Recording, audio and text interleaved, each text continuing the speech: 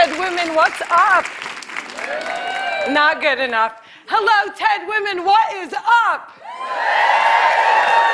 My name is Meisoon Zayed, and I am not drunk, but the doctor who delivered me was. He cut my mom 6 different times in 6 different directions, suffocating poor little me in the process. As a result, I have cerebral palsy, which means I shake all the time. Look. It's exhausting. I'm like Shakira meets Muhammad Ali. CP is not genetic. It's not a birth defect. You can't catch it. No one put a curse on my mother's uterus, and I didn't get it because my parents are first cousins, which they are. It only happens from accidents, like what happened to me on my birthday. Now, I must warn you, I'm not inspirational. And I don't want anyone in this room to feel bad for me, because at some point in your life, you have dreamt of being disabled. Come on a journey with me. It's Christmas Eve. You're at the mall. You're driving around in circles looking for parking. And what do you see? 16 empty handicap spaces. And you're like, God, can't I just be a little disabled?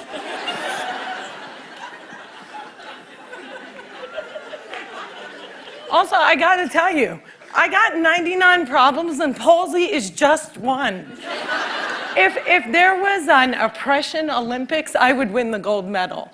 I'm Palestinian, Muslim, I'm female, I'm disabled, and I live in New Jersey.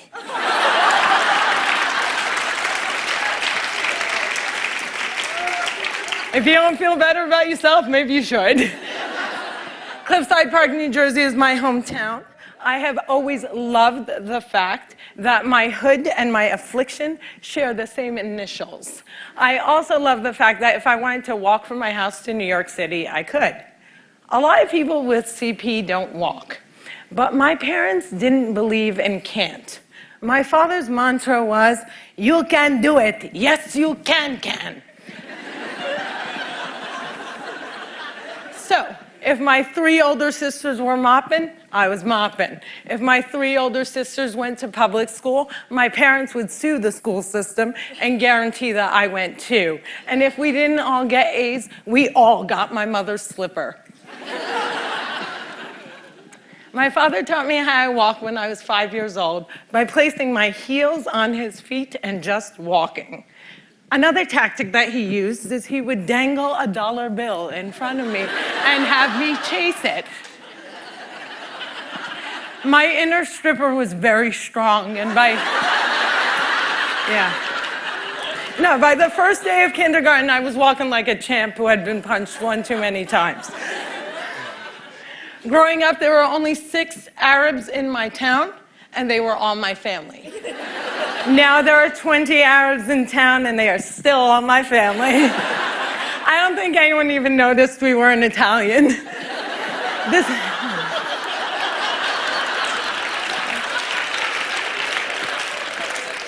This was before 9/11 and before politicians thought it was appropriate to use "I hate Muslims" as a campaign slogan.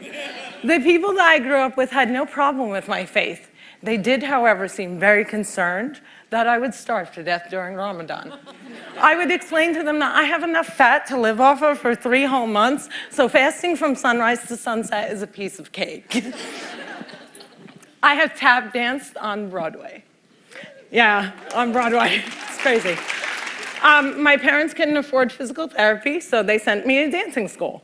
I learned how to dance in heels, which means I can walk in heels. And I'm from Jersey, and we are really concerned with being chic. So if my friends wore heels, so did I.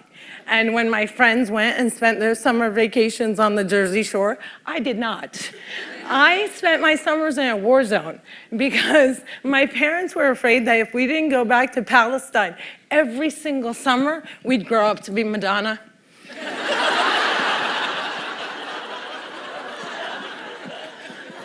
Summer vacations often consisted of my father trying to heal me. So I drank deer's milk, I had hot cups on my back, I was dunked in the Dead Sea, and I remember the water burning my eyes and thinking, it's working, it's working. But one miracle cure we did find was yoga. I have to tell you, it's very boring. But before I did yoga, I was a stand-up comedian who can't stand up. And now I can stand on my head. My parents reinforced this notion that I could do anything, that no dream was impossible. And my dream was to be on the daytime soap opera General Hospital. I went to college during affirmative action and got a sweet scholarship to ASU, Arizona State University, because I fit every single quota. I was like the pet lemur of the theater department. Everybody loved me. I did all the less than intelligent kids' homework. I got A's in all of my classes, A's in all of their classes. Every time I did a scene from The Glass Menagerie, my professors would weep. But I never got cast. Finally, my senior year, ASU decided to do a show called They Dance Real Slow in Jackson. It's a play about a girl with CP. I was a girl with CP. So I start shouting from the rooftops, I'm finally gonna get a part. I have cerebral palsy. Free at last, free at last. Thank God almighty I'm free at last. I didn't get the part. Sherry Brown got the part. I went racing to the head of the theater department, crying hysterically like someone shot my cat, to ask her why. And she said it was because they didn't think I could do the stunts. I said, excuse me, if I can't do the stunts, neither can the character.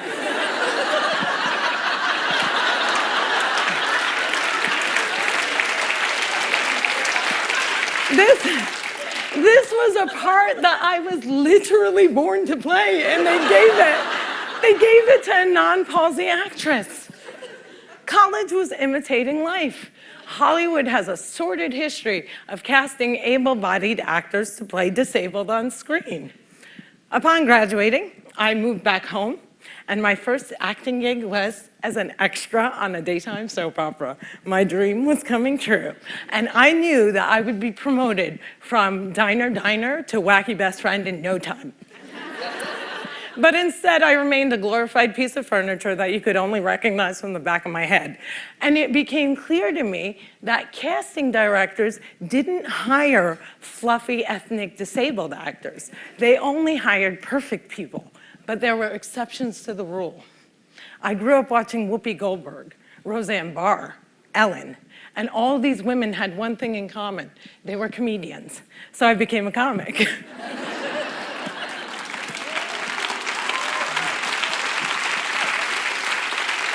My first gig was driving famous comics from New York City to shows in New Jersey. And I'll never forget the face of the first comic I ever drove when he realized that he was speeding down the New Jersey Turnpike with a chick with CP driving it. I performed in clubs all over America, and I've also performed in Arabic in the Middle East, uncensored and uncovered. Some people say I'm the first stand-up comic in the Arab world. I never like to claim first, but I do know that they never heard that nasty little rumor that women aren't funny and they find us hysterical. In 2003, my brother from another mother and father, Dean Obidallah, and I started the New York Arab American Comedy Festival, now in its 10th year. Our goal was to change the negative image of Arab Americans in media, while also reminding casting directors that South Asian and Arab are not synonymous.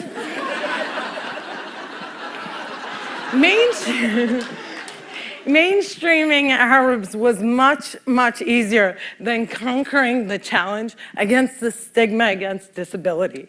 My big break came in 2010.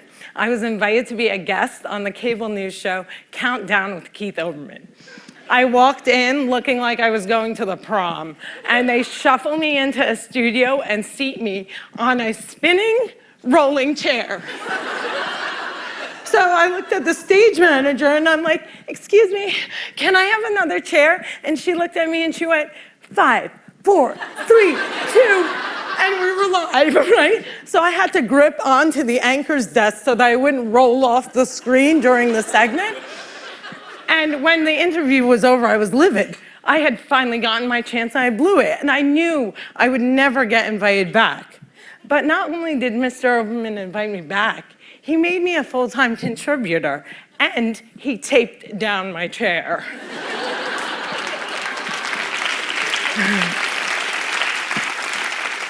One fun fact I learned while on the air with Keith Olbermann was that humans on the internet are scumbags.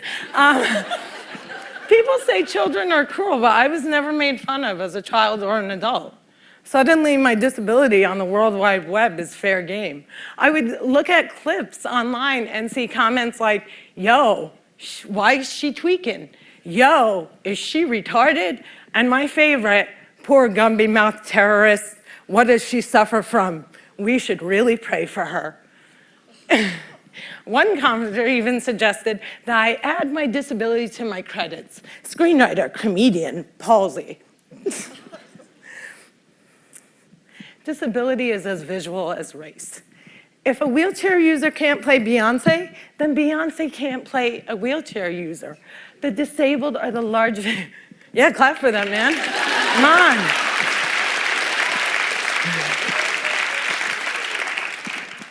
People with disabilities are the largest minority in the world, and we are the most underrepresented in entertainment.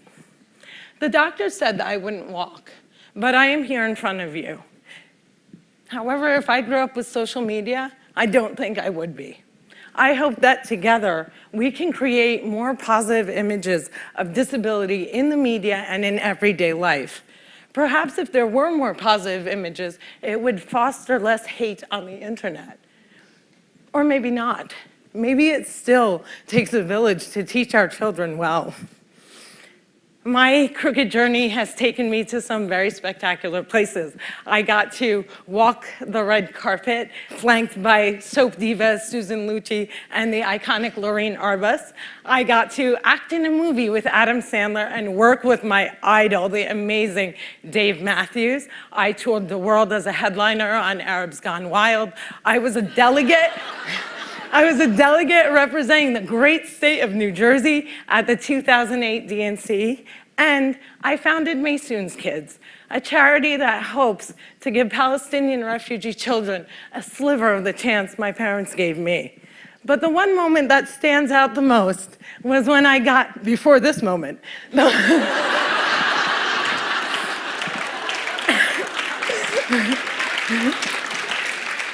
but the one moment that stands out the most was when I got to perform for the man who flies like a butterfly and stings like a bee, has Parkinson's and shakes just like me, Muhammad Ali.